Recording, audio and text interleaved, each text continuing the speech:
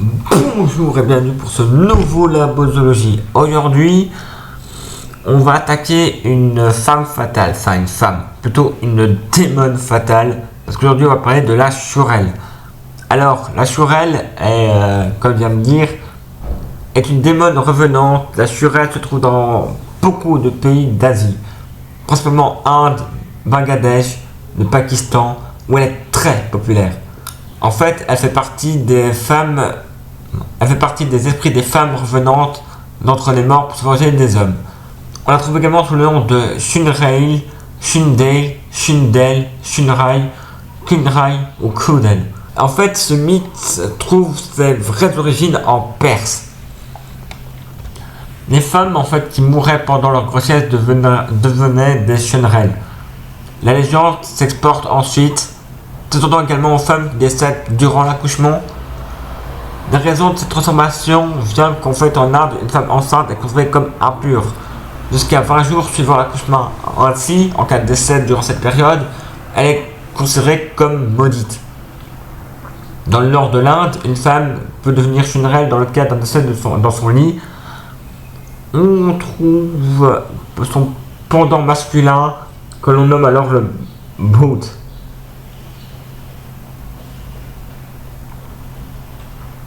On l'associe parfois aussi aux Rakshasas, des démons hindous.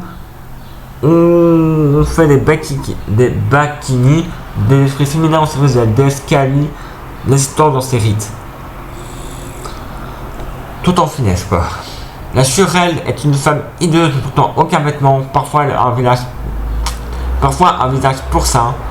Il arrive qu'elle n'ait pas de bouche, mais quand elle en a une, elle écrit des lèvres fines, une langue noire, des longs cheveux sauvagement brillants qui tentent que le bas de son dos et ses mains seraient griffues. Afin de tromper les hommes et se venger, elle peut changer son apparence pour devenir une très belle femme habillée de blanc, portant alors une lanterne pour se passer la nuit. Au Bengale et au Bangladesh, elle porte un chari blanc et rouge, tenue traditionnelle de la femme mariée. On la trouve également généralement dans les cimetières, près des tombeaux ou des carrefours. Lieu bien sûr propice au champ naturel, sur des champs de bataille abandonnés ou sur des pas de porte. Tout homme rencontrant peut devenir sa victime, tels que les hommes célibataires, parce qu'elle pourrait les séduire pour ensuite les entraîner vers leur mort, ou tout simplement tous ceux qui l'auraient vu pendant quelques secondes pourraient mourir, victimes d'une maladie mortelle. En Perse, les voyageurs évitent de prendre la direction de la chourelle lorsqu'ils voyaient les traces de leurs pas. Toutefois, la chourelle inverserait toujours les traces de leurs pas afin de ne pas les échapper, ça prend la direction opposée et de tirer en fait vers elle.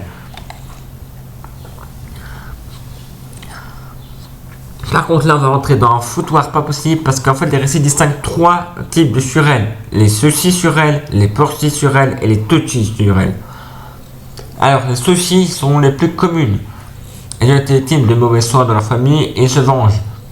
Si on en croise une et qu'on répond à son appel, la mort est sans doute assurée. Théoriquement, elle va se venger de sa famille en priorité, et visant les hommes, commençant par les plus jeunes et remontant les générations. Une fois que tous les hommes de cette famille seront tués, elle ne s'arrêtera pas et elle trouvera de nouvelles victimes. Lorsqu'un jeune homme tombera dans ses griffes, elle va juste lui donner son sang, jusqu'à ce que ça soit plus qu'un vieillard rachitique, puis passera au suivant. La pochi, eux, c'est plutôt des femmes n'ayant pas eu de désir sexuel dans leur vie, ayant eu des enfants par fidélité à leur mari. Donc des femmes qui ont été un mari, qui sont morts fidèles jusqu'à la mort. Les tochi, eux, sont les plus rares, car ce sont les seuls ne faisant pas preuve de cruauté ou de vengeance, restant fidèles à leur mari et revenant plutôt les protéger ainsi que leurs enfants. C'est peut-être la seule bonne dans tout le tas. Les meilleurs moyens de se prévenir des types de chourelles qu'on vient de citer est tout simplement de prendre grand soin des femmes enceintes pour éviter tout décès.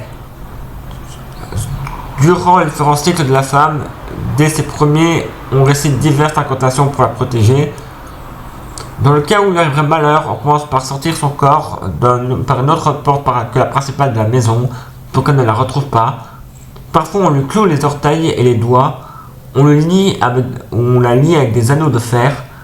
Son cercueil est ensuite brûlé puis jeté à la rivière. Dans certaines régions, on remplit la tombe d'épines et de lourdes pierres pour l'empêcher de sortir la nuit. Dans d'autres, on sème des graines de moutarde là où elle est décédée, car lorsqu'elle revient la nuit, les moutardes l'attirent.